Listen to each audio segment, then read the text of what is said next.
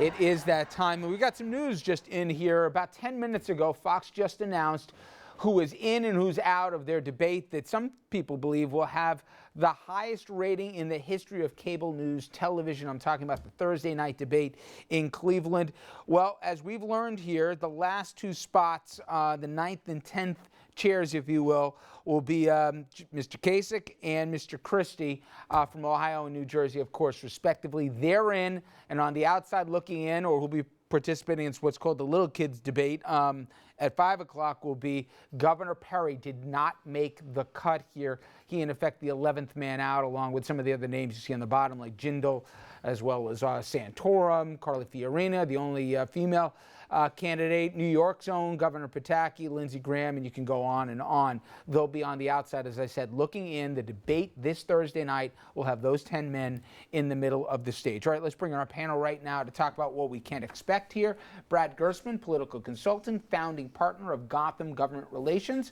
Dominic Carter, of course, political journalist and author, doesn't believe in Joe Biden. Richard St. Paul, Republican strategist and former vice chair for the National Black Republican Association. He will be there on Thursday, and we're trying to make him our correspondent as well, if you're listening, running? RNC. You're running? Not the 5 o'clock. There you go. And Andrew Whitman, our senior political correspondent, joins us as well, guys. Okay, Richard, I'm going to first start with you. Listen, part of this is envy.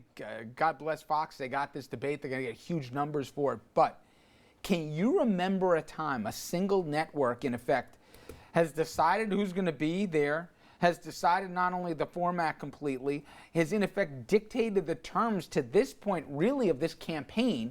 I mean, Roger Ailes, you can argue, more than anybody, maybe even Murdoch, is deciding how this campaign is going so far and who will or won't, get to kiss the ring. I agree. Well, remember, it's Fox and Facebook, but certainly, mostly Fox, right? There hasn't been a time that I could think of where the TV station has dictated the terms, especially to the candidates. A lot of times the candidates want to know what's the format, how much time, what's the topic, some information. So this is very different. I think this is indicative of the fact that there's so many people running in the Republican presidential race that you certainly, because everybody wants an opportunity to, raise money, to get into the lead, that they are certainly more open to being dictated terms and dictating terms to the TV station. So this is this is very rare, but I think necessary given the fact that there's so many people running. Usually you can't give away tickets to an August, the year before primary debate. This is a tough ticket to come by. I'm curious, anything that surprised you? I mean, since you knew you were going to Cleveland? Look, I think what has happened here is that Trump has added something more to this race and kind of made it more, what he does, entertaining. I mean, that's really what Trump is an entertainer. And I think that's what the big spectacle in this race. I think if this race was without Trump, I don't think we would have all the fanfare. And I think one of the other things I would say about Trump is not that now people, because there's expected to be so many people tuning in, people get to see really what the Republican Party is, and that is a big tent party. You have an African American, you have Latinos on stage, and white folks. It's a big tent party. I love it. But don't even go. And there are great ideas. Wait. Now you're into a public service announcement. I mean, you're going to see what the real Republican Party is, and it is very diverse, and their opinions will be very. All over the place. Well, let me ask you something. But it's going to be a lot of fun, that's for sure. The Trump that we've seen here, that's gotten, if you look at the polls, he's at 22%. The next closest guy is at 12%. Does he give the people what they want? Or do you think that he's going to tone it down here and say, if I'm ahead here, why do I got to keep feeding the beast? Feeding the beast is what's gotten him ahead, and I believe you'll see more of that.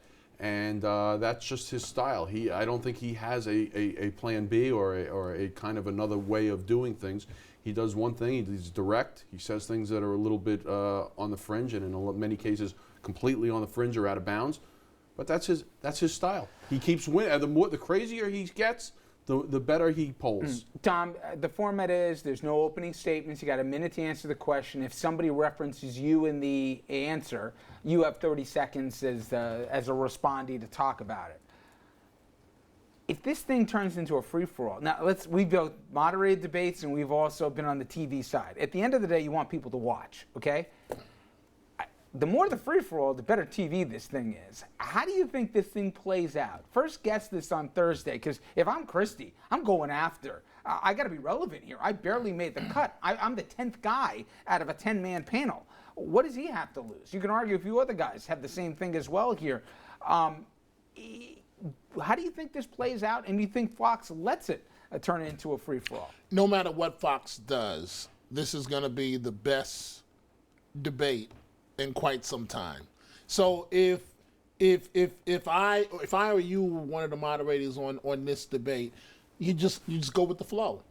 Trump is going to make it, but I don't think he's going to give you the red meat. He's going to flip the script this time. He's going to appear presidential. The only time that he's going to go on the attack, he's already told us this on the Sunday morning talk shows, is if somebody really gets under his skin and goes after him. But that's the way it's going to be. His job. They're going to go after him. Right, in but every his Republican debate, you look at the last cycle. His job is to look presidential. They jumped all over the number one guy or gal, and that was the way it worked. Right. And they're going to do it to Donald Trump more so than ever, at least to try to distance themselves in many ways. But Trump is not stupid. Positions. He knows he's the one with something to lose. He's going to be baited.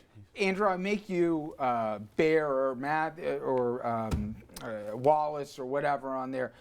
Do you intentionally make the questions about Trump? I stopped right before we got there. But do you make the questions about Trump? Yes. He said the following about Mexicans. Do you agree?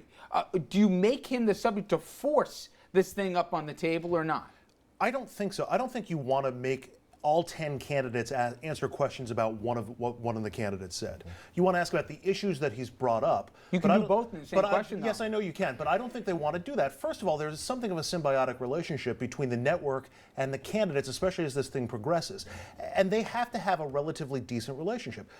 Fox wouldn't be stupid enough to ask pointed questions about Trump or Bush or Rubio or Walker, because odds are the four of them are going to be the ones who are in it the longest, and Fox needs them to a certain degree to the same extent that they need Fox. So you can bring up the issues and let the candidates sort of organically go there if they're going to go there. I don't know. They're about ratings first and foremost. Right. I agree. I respect what Andrew's saying, and maybe he's right. Maybe it'll go that way. But if I'm moderating that, the first question out the gate, Mr. Trump has referred to Mexicans as boom, boom, boom.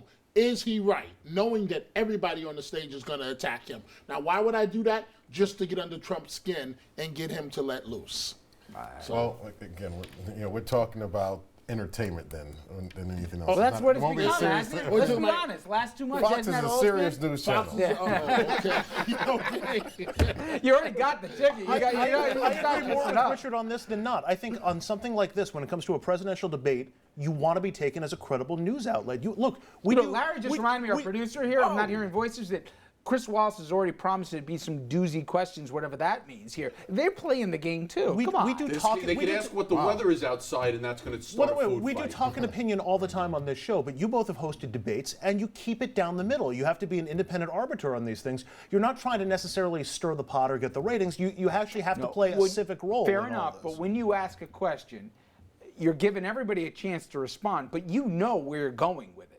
I mean, if you know, for example, maybe there's not a lot of division at the table on gun control, but there is a lot of division on either immigration or there's division on gay marriage or whatever else, you want to go there because at the end you want people not to click off after 5 minutes. Absolutely. I mean, I've never heard a debate. Honestly, can you guys think of a debate, minus a presidential one, where more people are going to be tuning in that don't even love this stuff? I mean, the five of us love this stuff. The people I know. That's why Trump is going to be an entertainer.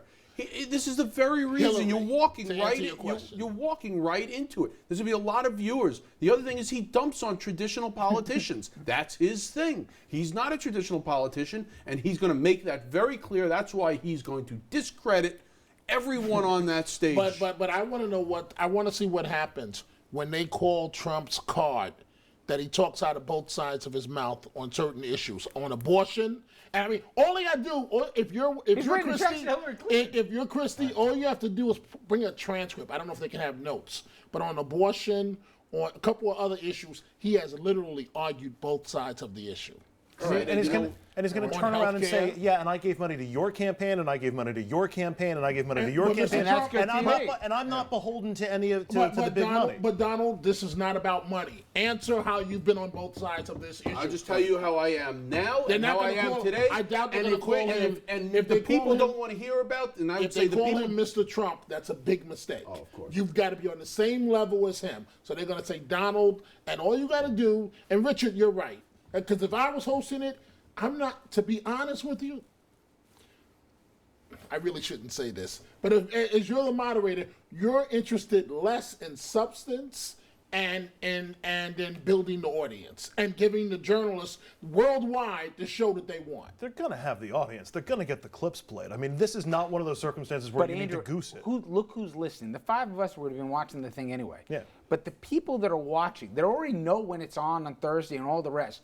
They're on because they want to see The Apprentice. They're on because they want to see Real Wives or whatever. I mean, this is what they're looking for. And if after 5 minutes they're getting into a policy wonk debate, click goes the channel. Now, Fox has managed somehow, some way, or maybe Donald gave it to him, that this is compelling TV. God bless them for it. They're going to feed the This beast. is The There's no Apprentice doubt. on steroids. Yeah. I mean, they all want to be president. I mean, and now it's someone's getting fired. Many people are getting fired. There's no doubt. Donald Trump is now a participant in his own game. If he says and that he's, line, and oh, he God. is he is going to give He us might just a say great that. deal of entertainment. Yeah. Look, it's a 2-hour debate. There are going to be some doozies there. It's going to be very interesting. They're not going to ignore the 800-pound gorilla that Donald Trump has brought into this race, and that's immigration. That will certainly be a centerpiece of the debate, I guarantee you that. Now, we want you to get involved in our conversation. What do you guys think? Head over to Facebook and Twitter and answer a question. When it's all said and done Thursday night, will Donald Trump be legitimized or exposed? All right, coming up next. A woman died while in police custody in Mount Vernon. Now, the state's attorney general is investigating this, a test case, if you will, and will be widely watched. It is the first time an attorney general, or the attorney general of New York at least, is involved since changes were made following the death of Eric Garner.